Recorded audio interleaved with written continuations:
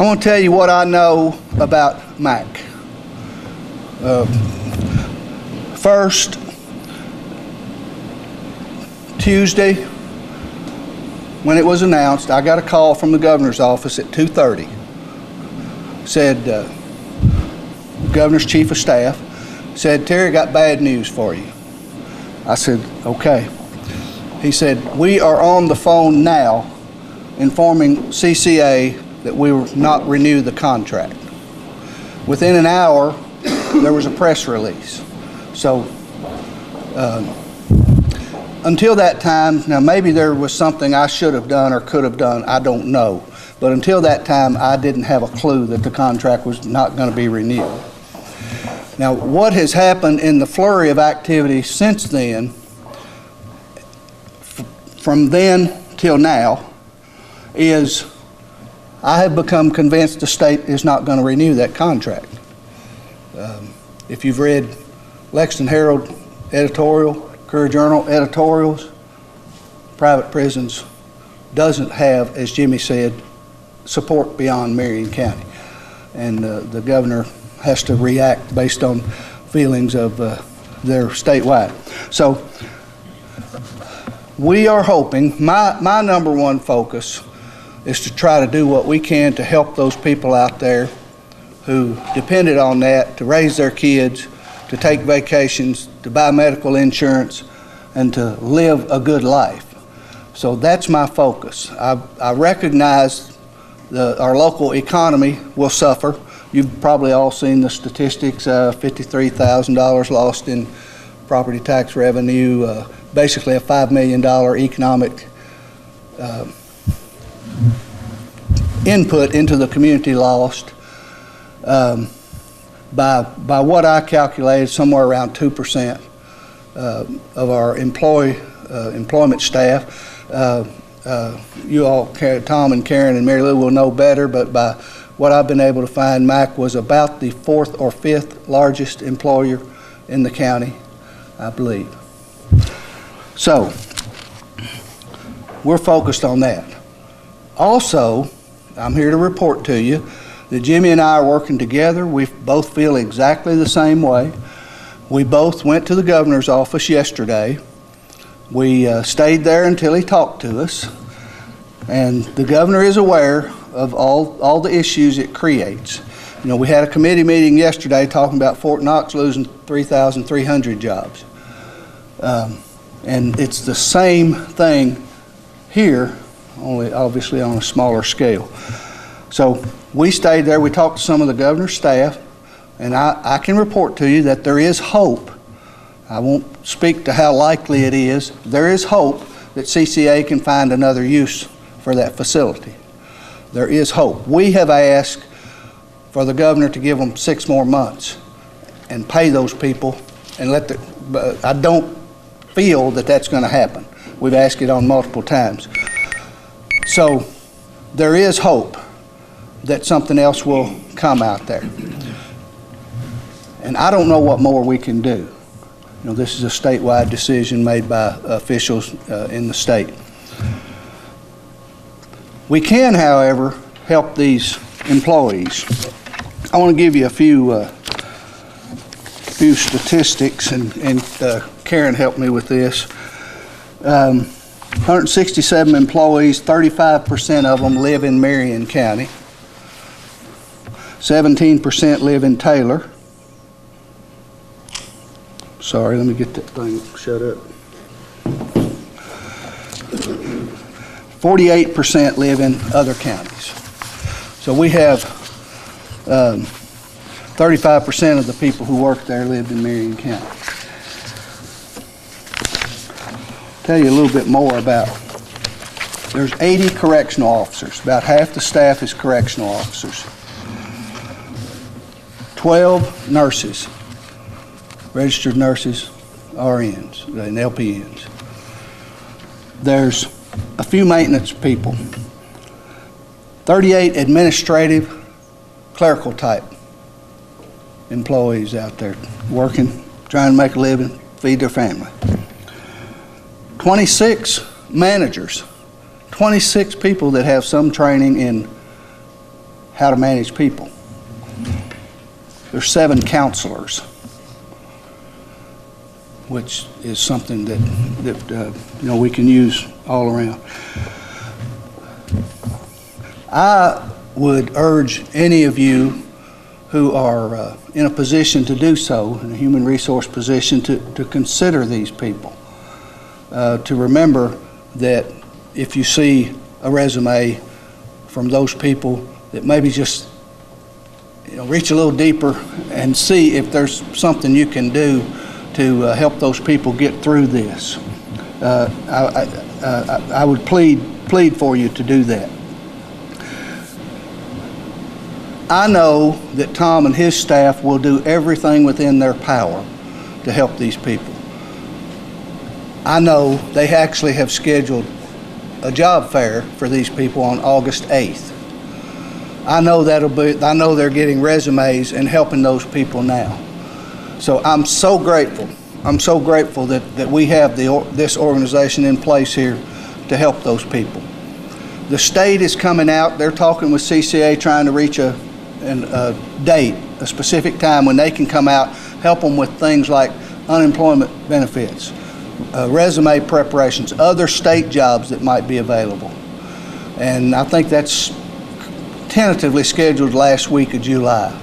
So I really believe we are doing everything we can do to help those people.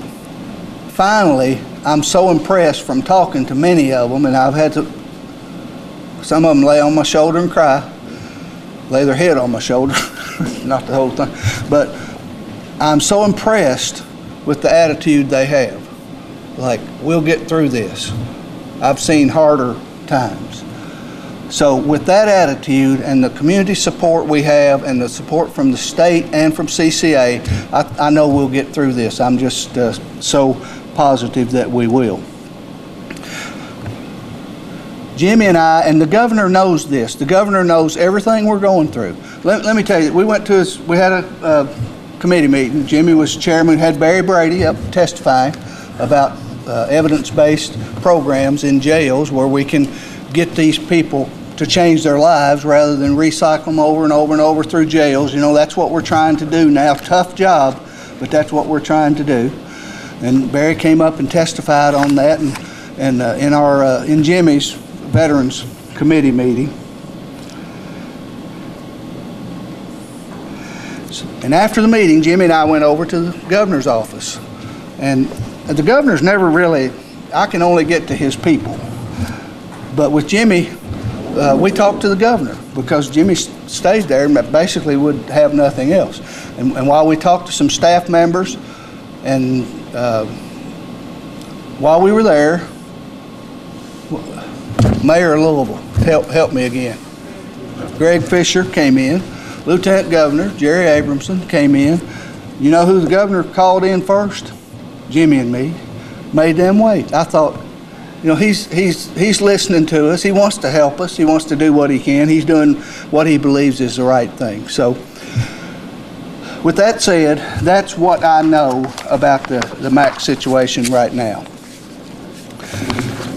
I want to get a plug in here for our economic development group again. We're so lucky. And there's statistics, there's websites out there where you can get this kind of stuff. It's not privy to me, it's to everybody. I just don't know if you realize it. Between January 2010 and June 30, 2013, did you know, let me get this right here,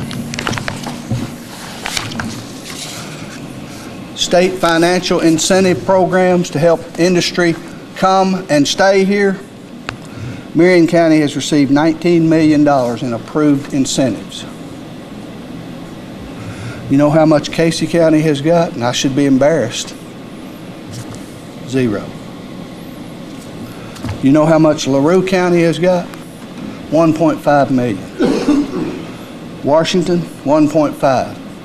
Greene, 100,000. This is just a remarkable feat that speaks so well to why we have industry around here and a lot of other communities don't. So I'm so proud of them.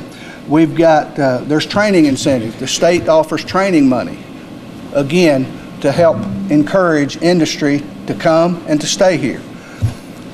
Marion County in that same period of time got $1 million in training funds authorized. LaRue, Casey, and Greene had none.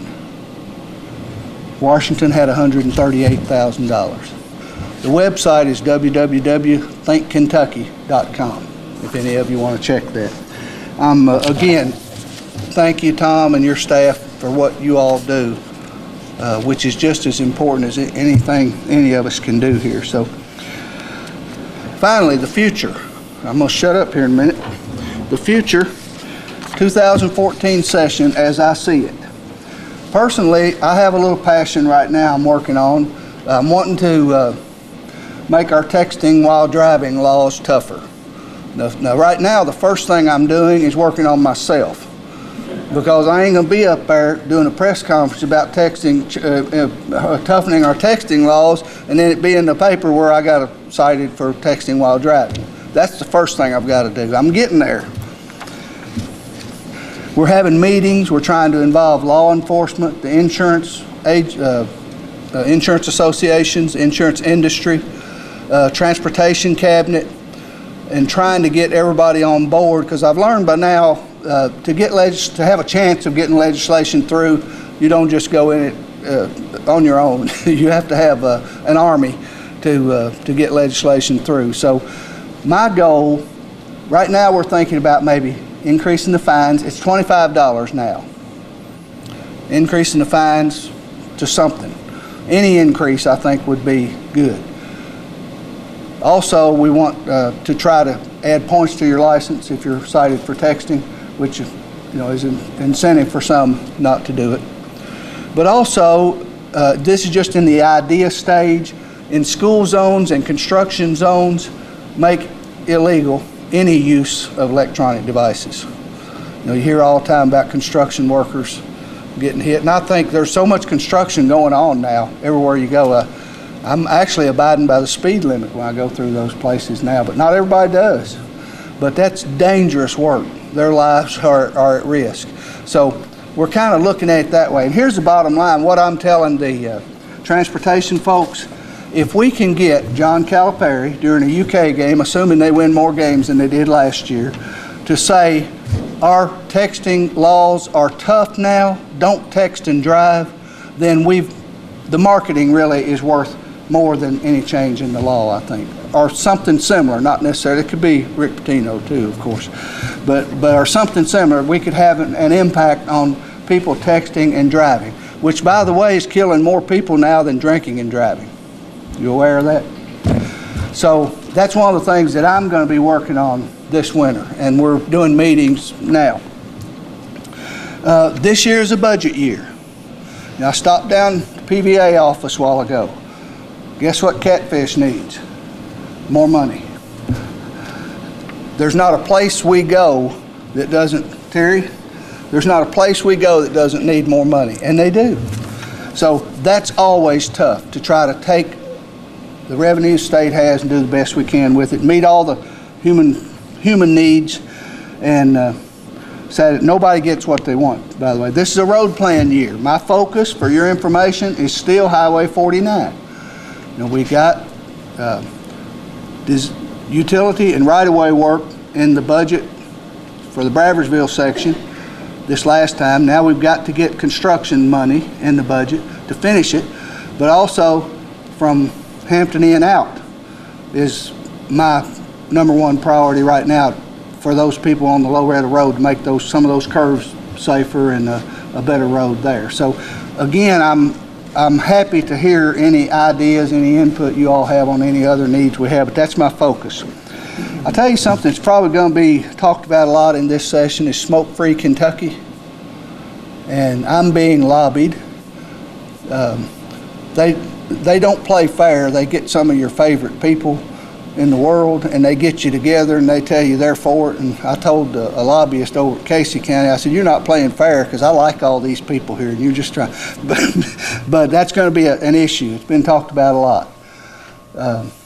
Everybody knows a smoke-free world is a better world. I don't think that's the issue.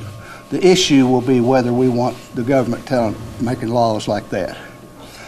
So, as an ex-smoker for 25 years, I think it's so much better now compared to what it used to be that I'm not sure where I stand on that, but I'll have to decide if it does come to a vote. And with that, by George, I think I'm finished. Sorry, we're late. Yes, sir.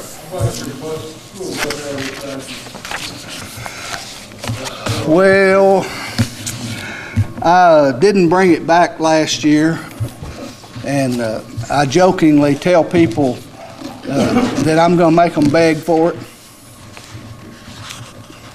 Nobody's begging for it.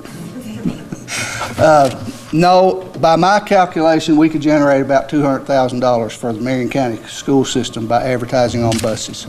That's a big difference. I don't know where Dolores, and I won't put her on the spot. I know some are opposed, but we did pass it through the House. The Senate wouldn't hear it 2 years in a row.